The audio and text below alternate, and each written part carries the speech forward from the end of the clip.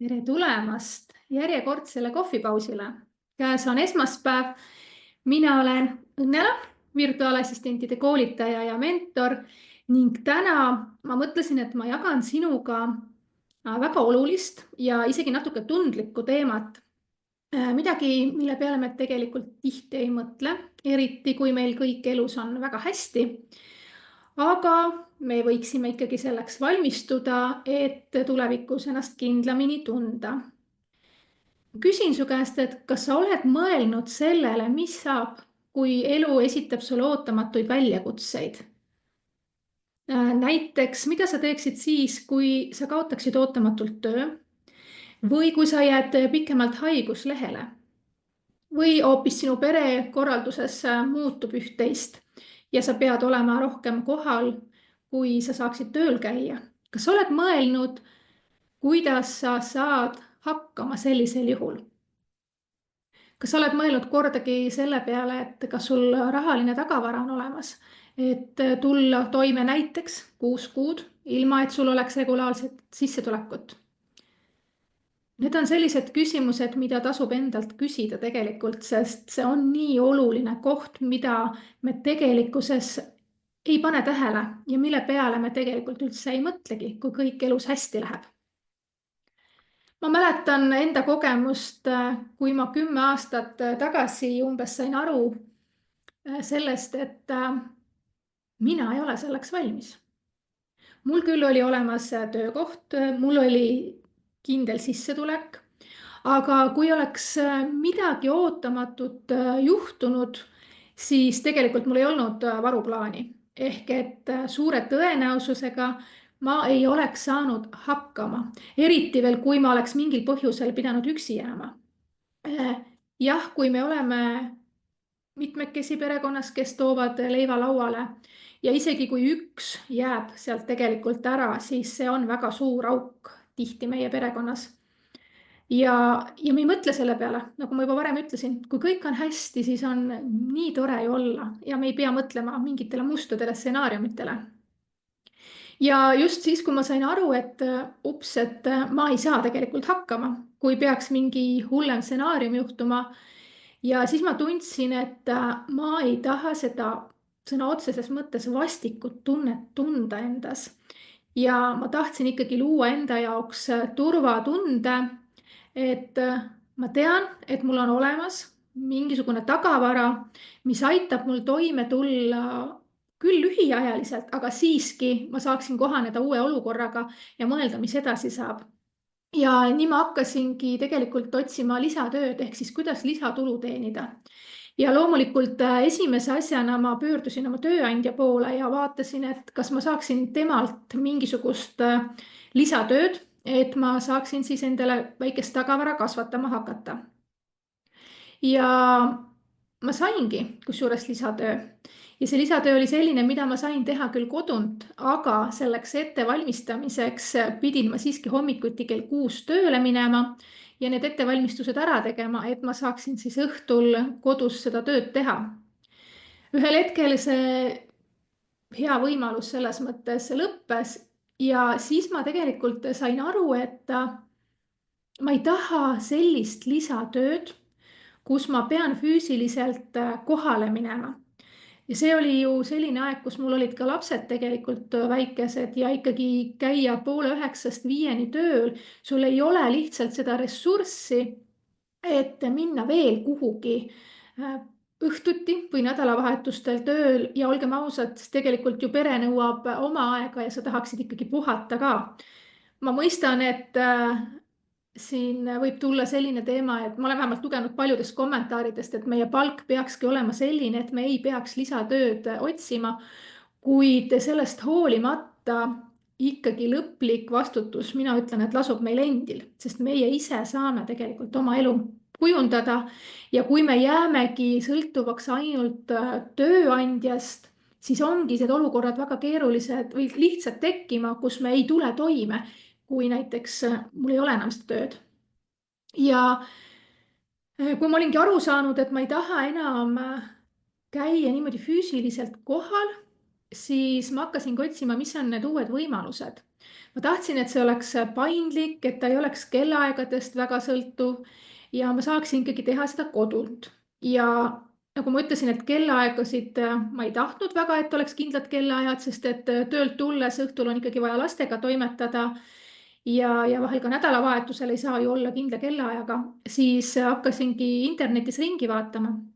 Ja siis see oligi see koht tegelikult, kus ma jooksin kokku virtuaalse assisteerimise ametiga.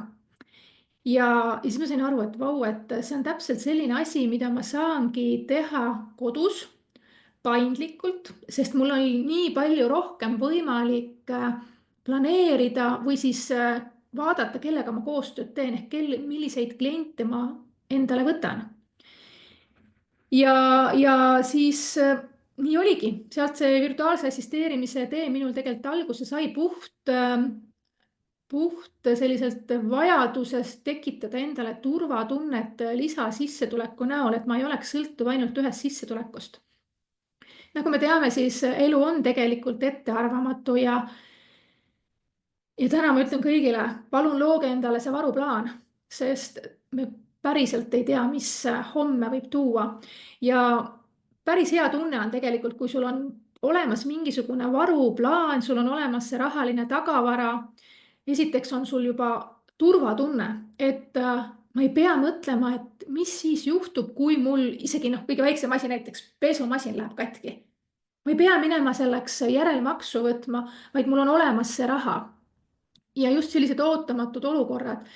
Ma olen kuulnud ka selliseid juhtumeid, kuidas sa ei saa isegi minna näiteks traumapunkti või EMO-sse või ükskõik kuhu, et lihtsalt sellepärast, et sul ei ole raha. Sa ei saa sinna minna. Ja kui mul ka on juba rahaline tagavara vaikselt kogunenud, siis see annab ikkagi teatava paindlikkuse. Ja mis minu meelest eriti hea tunne on see, et sa ei ole enam nii väga sõltuv võib-olla ka oma tööandjast. Sul on rohkem julgust selg sirgu lüüa ja teha need otsused, et võib-olla vahetada töökohta. Et sa ei ole jah enam nii kinni selles hirmus. Ja see tõstabki kohe sinu enesekindlust. Sa tead, et sul on olemas oskused ja sul on olemas ka võimalused luua sissetulekut siis, kui mingid olukorrad muutuvad. Ja nagu ma mainisin ka juba, see annab sulle vabaduse teha valikuid täpselt sinu enda tingimustel, mitte olude sunnil. Võib-olla me ei teadvusta endale seda, et me oleme ikkagi nii suurel määral sõltuvad meie tööandjatest. Et kui sa nüüd mõtled selle peale, et täna tõused praegu püsti, mõtled, ma ei taha seda tööd teha, ma tulen homme ära sealt. Kas sa saaksid päriselt seda teha? Kas sul on see julgus olemas? Ehk see ongi see koht, et me võime loota oma lähedastele, oma tööandjatele, aga lõppkokkuvõttes ikkagi oled sina ise see, kes saab mõelda, kuidas sa saad ennast täna paremini kindlustada, et sa saaksid veel endale rohkem valikuvõimalusi luua. Ja tegelikult mul on üks hea võimalus sulle pakkuda ühte moodust, kuidas seda lisasissetulekut luua. Nimelt meil järgmisel esmaspäeval alustab uus virtuaalassistentide baaskursus. Ja see on tõesti see koht, kus sa saad õppida oskused, omandada praktilisi oskused, tööriistu ja sa saadki luua tegelikult endale ka põhitöö kõrvalt lisasissetuleku. Et sa ei pea üldse hakkama mõtlema selle peale, et sa pead ametit vahetama, kindlasti mitte. Aga see annab sulle vähemalt teatava võimaluse endale veel rohkem vabadust luua läbi selle, et sa oled otsustanud endale sissetulekut kasvatada. Ja sellel kursusel ongi selline toetatud keskkond, kus sa saad alustada ka siis, kui sa oled täiesti nullist. Ka mina alustasin täiesti nullist. Ma ei teadnud ühtegi terminit, mida ma täna kasutan. Ehk et mõtle selle peale, et kas tasuks hakata looma rahalist tagavara ja sellist kindlust, mida sa vajad enne, kui päriselt mingi mustem stsenaarium sinu ellu satub. Ehk ära jää ootama seda halba hetke, tee oma otsused ise ja alusta juba tegelikult täna. Ja küsi endalt, et kas sul on päriselt olemas rahaline, emotsionaalne varuplaan, kas sa oled vaimselt valmis selleks, kui tulevad mingid ootamatused? Ja kui sa vastad tegelikult täna ei või et sa ei ole kindel, siis see on nagu see koht, kus päris tõsiselt järgi mõelda ja ehk alustadagi uut teekonda, just sellist, mis annab sulle rohkem vabadust ja turvatunnet.